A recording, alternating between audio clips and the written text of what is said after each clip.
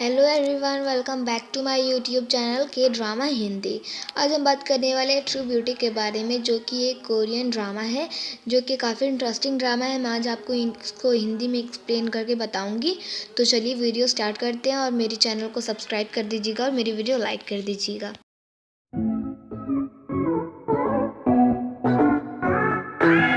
है कि एक प्यारी सी बेबी है जिसका नाम जू होता है, जिसकी माँ उसे सैर पर बाहर लेके आती है और सभी लोग उसे देखने के लिए आ जाते हैं और बोलती है कि कितना क्यूट बच्चा है।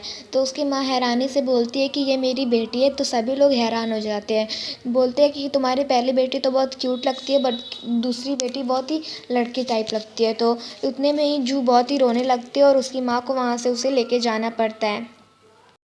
नेक्स्ट सीन में दिखाता है कि घर के सभी लोग बैठकर जू से बोलती हूँ, तुम एकदम अपनी मम्मी पे गई हो। अगर थोड़ा भी अपने फादर पे जाती तो तुम काफ़ी ब्यूटीफुल लग सकती हो। तभी उसके दादू बोलते हैं कि जू, तुम्हें बड़ी होकर सर्जरी करवा लेनी चाहिए। ये सब सुनकर भी जू चुपचाप से कुछ नहीं बोलती और उसकी माँ उससे बोलती है कि जू, तुम मेरी नज़र में बहुत ही ब्यूटीफुल लड़की हो, तुम बस पढ़ती रहो। नेक्स्ट डे हम देखते हैं कि जू टीवी पर बार्बी डॉल का शो देखती है। तो वो सोचती है कि वो क्यों ना बार्बी डॉल बन जाए, तब सभी लोग उससे प्यार करेंगे। था जू भी अपनी शौक पूरी करने अपने दोस्तों के सामने ऐसे बार्बी डॉल के ड्रेसअप में चली गई। उसे तो पता नहीं था कि सभी लोग उसे ऐसे देख के प्यार की बजाय उसको एम्बैरस करने लगेंगे, उसे मतलब उसका मजाक उड़ाने लगेंगे। आप भी सोच सकते हो कि मतलब हमें तो बार्बी डॉल देखने में अच्छी लगती है टीवी पर, लेकिन अगर वो रियल लाइफ में आए तो हमें भी थोड़ा अजीब लगेगा। अब जू को लगने लगा था कि वो एक अगली गर्ल है, वो कभी भी ब्यूटीफुल नहीं बन सकती।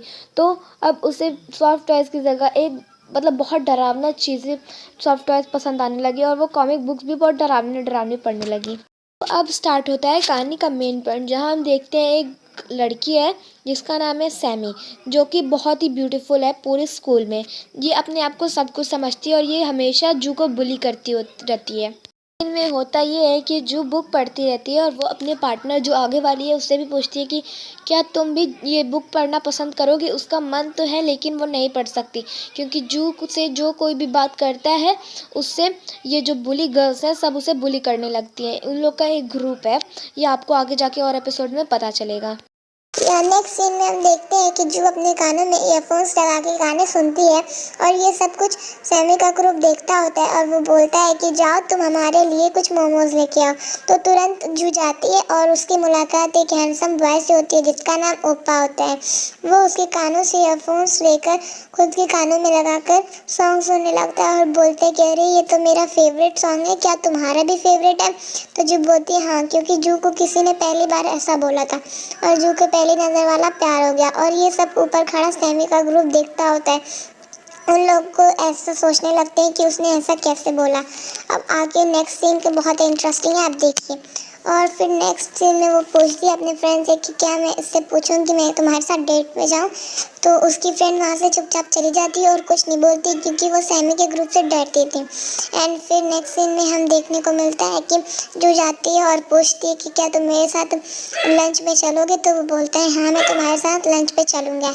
एंड फिर नेक्स्ट सीन में हम देखते हैं कि जो बहुत ही ढेर सारे स्वीट्स बनाती है ओप्पा के लिए और बहुत ही अच्छे अच्छे शेप्स भी बनाती है और केक्स भी बनाती है और ये सब तैयार करके वो लेके जाती है उसके लिए। एंड ये फिर आप वो लोग सब देख कुछ रहे पैक होंगे। करती है। तभी उसकी मम्मी पूछती है कि जूही, तुम्हारा ध्यान कहाँ है, आज सुबह से तुम किचन में क्या कर रही हो।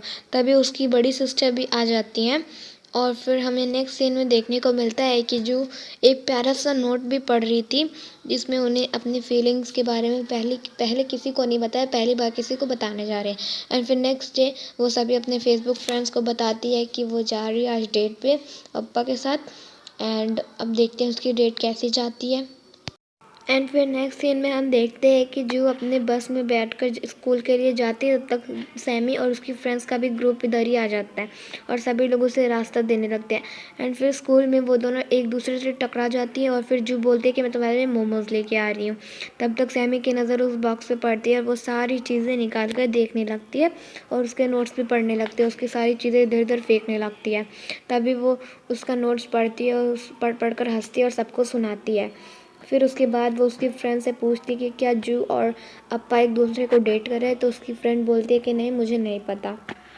फिर क्या होना था, सैमी चली गई ओप्पा के पास और कहती है कि क्या तुम उस बदसूरत लड़की से डेट करने वाले हो? तो ओप्पा पूछता है कि क्यों, क्या हुआ? तो बोलते कि मैं तुम्हें लाइक करती हूँ, तुम उस बदसूरत लड़की से मत डेट करो। तो वो बोलते हैं कि ओके। फिर उसके बाद जब जू उसको देती है अपना बॉक्स, तो उसको बोलता है कि क्या तुम इतनी अगली हो, मैं तुम्हें कभी डेट नहीं कर सकता, और उसका बॉक्स वहीं पे फेंक कर चला जाता है। और ये सब कुछ सैमी रिकॉर्ड करती रहती है अपने फ़ोन में, और फिर जाती है जू से पूछती है कि जू तुम्हें कैसा लगा पहले डेट का रिजेक्शन देखकर? तो जू रोने लगती है और फिर वहीं पे खड़ी रहती है। फिर उसी के बाद सैमी का पूरा ग्रुप वहाँ पे आ जाता है और वो पूछती है कि बताओ मैंने तुम्हारा क्या किया है, क्या बिगाड़ा है? तो सैमी बोलती है कि तुम इतनी अगली हो और तुम्हारे जैसे पूरे क्लास में कोई नहीं है, इसलिए तुम्हें हम लोग ऐसे कर रहे हैं। पहले जाओ अपनी शक्ल देखो, फिर आना किसी को डेट करने के लिए। फिर उसके बाद जू देखती है कि उसकी ये रिजेक्शन वाली वीडियो पूरी फेसबुक पे वायरल हो जाती है, एंड फिर जू जाती है एक होटल में और फिर वहीं पे रोने लगती है बैठकर। इतना इतना रोती है। फिर उसके बाद उसको लगता है कि उसको कोई पसंद नहीं करेगा, वो एक बदसूरत लड़की है, उससे कोई शादी नहीं करेगा। एंड फिर वो छत पे जाती है सुसाइड करने के लिए। एंड वो जैसा ही अपने कदम बढ़ाने वाली होती है, तब तक उसे एक लड़का आता है और उसका हाथ खींच लेता है एंड वो बच जाती है। जो उस टाइम जू के पास उसका चश्मा नहीं होता है, तो इसलिए वो देख नहीं पाती कि उसे किस लड़के ने बचाया है। फिर वो लड़का बोलता है कि क्या तुम्हें पता है किसी को ज़िंदगी कितनी मेहनत से मिलती है, अगर तुम्हें मिली है तो तुम जीना सीखो। तभी वो कह कर जाने लगता है और जो वो धीरे धीरे आती है सीढ़ियों से, क्योंकि उसके पास उसका चश्मा नहीं होता है। तभी वो चिल्लाती है और वो उसे कंधे पे लेकर जाने लगता है। तभी जू उससे बोलती है सुनो तुम डटे रहो, मरे हुए लोग जिनको छोड़कर चले जाते हैं उन्हें बहुत दुख होता है, लेकिन आपको उसके बारे में इतना नहीं सोचना चाहिए, लगता है आपने भी किसी को खोया है। ये कहकर जू चली जाती है वहाँ से और फिर वो घर आता है और जू के बारे में सोचने लगता है, उसकी बातें। उसको लगता है कि उसने जू की जगह अपने दोस्त को बचाया है, जो कि अब इस दुनिया में नहीं है। वो अपने दोस्त को बहुत ही ज़्यादा प्यार करता था, वो जो दोस्त उसे छोड़कर चला गया, इसीलिए वो इतना डिप्रेस रहने लगा था। और उसके हर लड़का अपने दोस्त जैसा लगता है जो कि सुसाइड करने जाता है। वो बार बार अपनी जू की बातें याद करने लगता है। जू की बातें मानो उसके दिल में ही बैठ गई थी। और फिर क्या, जू ने सुसाइड करने से पहले अपनी मामा को एक नोट भेजा था, जिसमें वो रो रही थी और कहती है कि मामा मैं एक बहुत ही बदसूरत लड़की हूँ, मुझसे कोई प्यार नहीं करता, इसलिए मैं सुसाइड करने जा रही हूँ। और फिर वो जैसे ही घर आती है वो देखती है कि उसकी मम्मा बहुत ही रो रही थी और वो पूछती है कि मम्मा मैं जानती हूँ आप किस लिए रो रही हो, मैं बहुत ही ज़्यादा बदसूरत लड़की हूँ, मुझसे कोई प्यार नहीं करता, क्योंकि मैं आप पे गई हूँ और मेरे दोनों भाई बहन पापा पे गए हैं, इसलिए वो बहुत ही खूबसूरत हैं। तभी उसके सिस्टर बोलती है कि जू तुम चुप रहो, क्योंकि तुम्हें कुछ नहीं पता। एक बात ये होती है कि जू की मामा उसके फादर पे बहुत ही ज़्यादा नाराज़ होती हैं, इसलिए वो रो रही होती हैं। तभी उसकी से दोनों सिस्टर उसे खींच के लेके जाती हैं अंदर और उसकी मामा उससे और ज़्यादा निराश हो जाती हैं। तभी जो अपने कमरे में बैठकर अपना फ़ोन चलाती है और सोचती है कि मैं वो स्कूल छोड़ देना चाहती हूँ। तभी उसकी सिस्टर आती है कमरे में और बोलती है कि जू अब तुम्हें सो जाना चाहिए, मैं जा रही हूँ बाहर मॉम के साथ थोड़ा टाइम स्पेंड करने। और तभी जू बोलते हैं कि हाँ मैं सोने ही जा रही थी। फिर उसके बाद हम नेक्स्ट सीन में देखते हैं कि जू की मॉम बैठकर बात करती हैं कि हमें ये घर छोड़ना पड़ेगा, क्योंकि हमारे पास कर्ज़ बहुत ही ज़्यादा हो गया है। तभी उसकी सिस्टर बोलती हैं कि मॉम पहले आप डैड को घर बुला लीजिए। तब जू अपने फेसबुक फ्रेंड से बताती है कि उसके पहले डेट पे उसको रिजेक्शन मिल गया। तो उसकी एक फ्रेंड उसको मेकअप का ट्यूटोरियल भेजती है और जू देखती है कि पलक झपकते ही एक लड़की अगली से इतनी ब्यूटीफुल बन गई। तो वो हैरान हो गई, वो सोचती है कि अब उसे भी ऐसा ही कुछ करना चाहिए ताकि वो बस सूरत से सर्जरी भी ना करवानी पड़े, वो बहुत ही ब्यूटीफुल बन जाए। नेक्स्ट डे वो खूब सारा मेकअप करके अपने स्कूल में चली जाती है और वो सोचती है कि सभी लोग उसे उतनी हैरानी से देख रहे हैं क्योंकि वो बहुत ही ब्यूटीफुल लग रही है। तभी सैमी उसे देखती है और उसका मजाक उड़ाने लगती है और हंसती है, बोलती है कि जू लगता है आज हमारे स्कूल में कोई बंदरिया आ गई है जो ऐसे दिख रही है।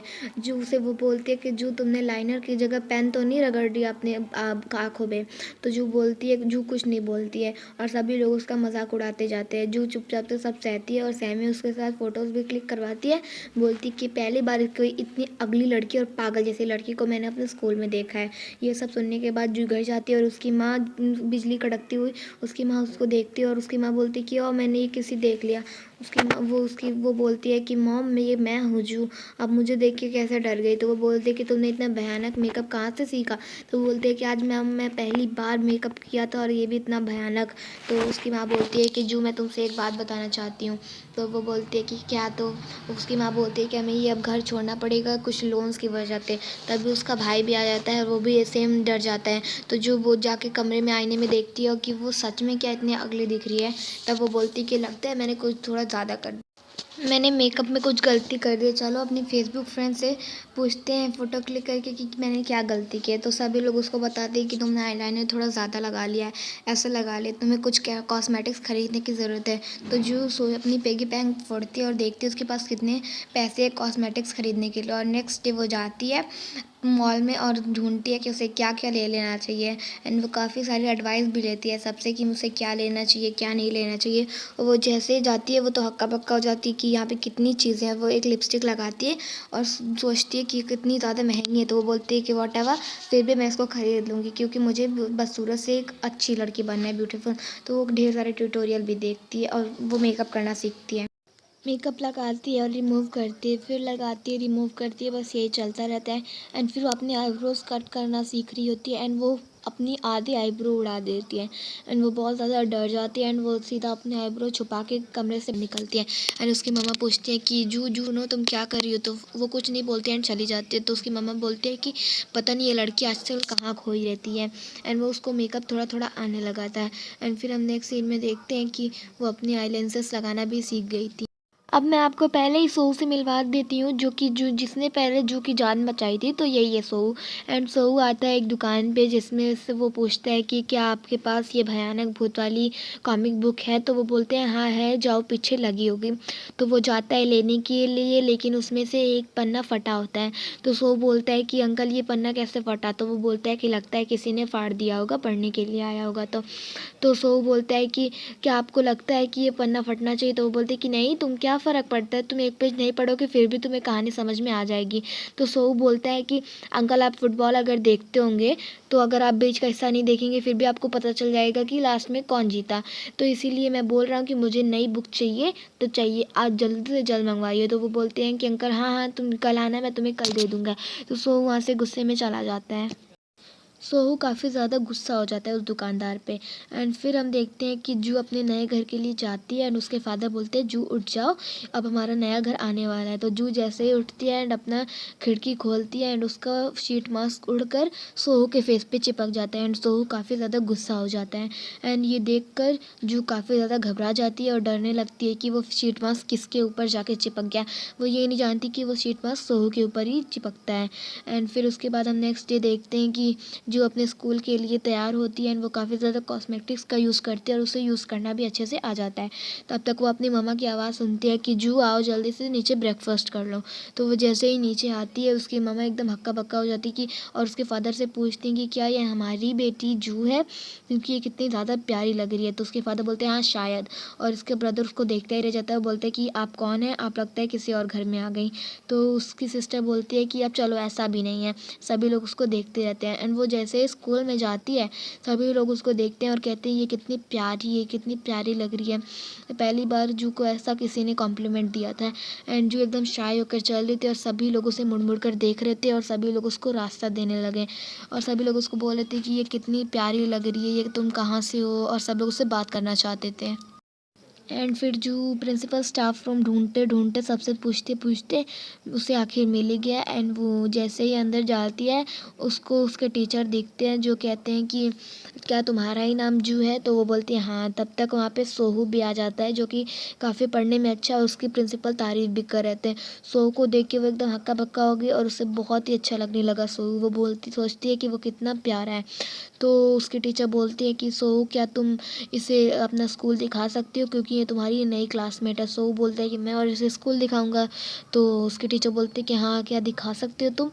तो बोलते हैं कि ओके ठीक है मैं दिखा दूंगा। तो चलो लड़की तुम मेरे पीछे पीछे आओ। तो जो उसके पीछे पीछे जाती है। सोहू के पीछे धीरे धीरे चलती है और सोहू अचानक से रुक जाता है। तभी जू का मुंह सोहू के जगता है और सोहू जैसे ही क्लास में एंटर होता है सभी लोग पूछते हैं कि सोहू ये कैसा दाग तुम्हारे जैकेट पे है। तो सोहू को याद आ जाता है कि लगता है उसी लड़की ने ऐसा किया है। सोहू जू के पास जाता है और उसके मुंह पे वो जैकेट मारकर आता है और सोहू जू जो अपने हाथ में कॉम्पैक्ट ली रहती है वो भी पूरा टूट जाता है। जू उसके ऊपर बहुत ही गुस्सा होने लगती है। फिर उसके बाद जो जू है वो जाती है क्लास में और क्लास में सब उसका इंट्रोडक्शन करवाते हैं सबसे और सभी लोग कहते हैं कि ये कितनी प्यारी है, ये कितनी प्यारी सिवाय जू के सोहू के। एंड जू को सर बोलते हैं कि क्या तुम सोहू के बगल में बैठोगी। तो जू बोलती है कि नहीं सर, मेरी थोड़ी आँख कमज़ोर है तो मैं वहाँ पे बैठ सकती हूँ। सर बोलते हैं कि हाँ तुम वहाँ पे बैठ सकती हो क्योंकि वहाँ पे जो बैठता है वो अभी समर वेकेशन पे गया है। तो वो बोलते हैं थैंक यू सर। तभी उसकी एक फ्रेंड आती है और बोलते हैं कि जू क्या तुम मुझे अपना नंबर दे दोगी। तो जू बोलते हैं कि ठीक है मैं तुम्हें अपना नंबर दे दूँगी। तभी बातें करते वो पूछती है कि तुम कौन सा लिप टिंट लगाती हो। तो जू बोलती है कि मैं रुको तुम्हें बताती हूँ। वो जैसे लिप टिंट निकालती है उसका लिप टिंट गिर जाता है एंड उसे एक लड़की उठाकर देती है एंड वो जू उस लड़की को देखती ही रह जाती है क्योंकि वो इतनी ज़्यादा ब्यूटीफुल रहती है। तो उसको देखती रहती है और सोचती है कि ये कितनी ब्यूटीफुल है। एंड वो सोहू का जैकेट झूलती है लेकिन वो उससे नहीं जाता है। फिर उसे याद आता है कि उसका जैकेट वाटर प्रूफ है। ओ सॉरी, वाटर जैकेट नहीं, ओह सॉरी, मतलब उसका मेकअप वाटरप्रूफ था। तो फिर वो जैसे ही पानी फेंकने जाती है तक वो वहाँ पे सोहू रहता है और सोहू के मुंह पे वो पानी चला जाता है। तो बोलते सॉरी, मैं कल के तुम्हारी जैकेट वापस कर दूंगी। तो वो बोलता है कि ये जैकेट फेंक दो, मुझे नहीं चाहिए। फिर उसके बाद वो ये कहकर चला जाता है एंड सोहू के जो जू की सारी फ्रेंड्स आ जाते हैं, पूछते हैं कि क्या हुआ। तो जू बताती है कि मैंने जैसे जैकेट पे लिपस्टिक का स्टेन छोड़ दिया तो वो साफ नहीं हो रहा, तभी वो मुझ पर गुस्सा कर रहा है। तो उसकी फ्रेंड बोली उसको इतना भी गुस्सा नहीं करना चाहिए, लेकिन वो ऐसा ही है। एंड फिर जू के साथ काफ़ी उसकी फ्रेंड्स जाती हैं घूमने के लिए, वो लोग बहुत ही मज़े करते हैं। फिर जू घर आती है तो देखती है कि उसकी फ्रेंड्स ने उसे स्कूल ग्रुप में ज्वाइन कर दिया है एंड वो काफ़ी ढेर सारी बातें भी करती हैं उन लोगों के साथ। एंड फिर जो देखती है कि आज वो लोग जहाँ गए थे वहाँ की काफ़ी प्यारी प्यारी पिक सब लोग सेंड कर रहे थे एंड ये करते उसके भाई ने उसकी एक बिना मेकअप की पिक ले ली। फिर उसे ब्लैकमेल कर रहा था कि अगर तुम जब तक मुझे कॉमिक नहीं दोगी तब तक मैं तुम्हें ये पिक नहीं दूंगा, नहीं डिलीट करूँगा, वरना मैं अपलोड कर दूंगा हर जगह, तुम्हें फेमस कर दूंगा। तो उसकी बहन उसे पूरे घर में पकड़ा पकड़ाई ऐसे करती है। तो फिर उसके बाद लास्ट में सब लोग बैठते हैं, फिर वो बोलती है कि बताओ तुम्हें क्या चाहिए। तो वो मैंने बताया तो मुझे एक कॉमिक बुक चाहिए जो कि अभी लॉन्च हुई है। जैसे ही उसका भाई वो फ़ोन टेबल पे रखता है वैसे ही जू झपट लेती है और वो पकड़ लेती है एंड फिर लेकिन उसका कोई फ़ायदा नहीं क्योंकि जू जो जब उसका फ़ोन लेती है उसमें पासवर्ड लगा रहता है। तो उसका भाई बोलता है कि तुम्हें क्या लगता था मैं ऐसे ही अपना फ़ोन किसी के भी हाथ में दे दूँगा, मेरे फ़ोन में पासवर्ड है, तुम्हें तो लाके देना ही होगा मुझे। तो जो हार मानकर जाती है उसके लिए कॉमिक बुक लेने। एंड फिर जैसे ही जो अपने सोशल मीडिया अकाउंट्स खोलती है तो वहाँ पे देखती जहाँ से 100 लाइक्स मिलते थे आज उसे हज़ारों में लाइक्स मिलते हैं। फिर जू को वो कॉमिक बुक स्टोर दिखी तो वो सोचे चलो अंदर चलते हैं देखते हैं किसकी है। फिर वो देखती आ रही है ये तो उनके अंकल की है जो कि 10-15 साल जहाँ ये रहती थी पहले वहाँ के ये अंकल है। तो वो बोलते कि अरे बेटा तुम वही हो ना। तो बोलती हाँ मैं वही बदसूरत लड़की हूँ। तो वो अंकल बोलते कि नहीं तुम मेरी नज़र में अभी भी वही प्यारी सी बच्ची हो। तो बोलती कि अंकल मुझे एक जो अभी न्यू लॉन्च हुई है वो बुक चाहिए, हॉरर बुक। तो वो बोलते हैं अंकल कि जाओ बेटा अंदर तुम्हें मिलेगी। वो जैसे ही अंदर जाती है और ढूंढती है तब तक उसे मिल जाती है। वो जैसे ही वहाँ पे हाथ लगाती है तब तक एक लड़का आके पीछे से वो उससे लेने की कोशिश करता है। तो वो बोलते हैं कि ये मैंने पहले ली, ये मैंने पहले ली। तो वो बोलता है कि नहीं ये मैंने पहले ली। ये करते करते दोनों में झगड़े फाइट होने शुरू हो गई। वो जैसे ही छीनते हो तब तक वो उसके ऊपर गिर जाती है और वो लड़का कोई और नहीं सोहू होता है और यही से ये एपिसोड ख़त्म हो जाता है। तो आई होप आपको ये वीडियो अच्छी लगी। अगर आपको ये वीडियो अच्छी लगी तो प्लीज़ इस वीडियो को लाइक कर दीजिएगा और मेरे चैनल को सब्सक्राइब कर दीजिएगा ताकि मैं कोई न्यू वीडियो लाऊंगा तो आपको सबसे पहले पता चले। तो थैंक यू, बाय बाय।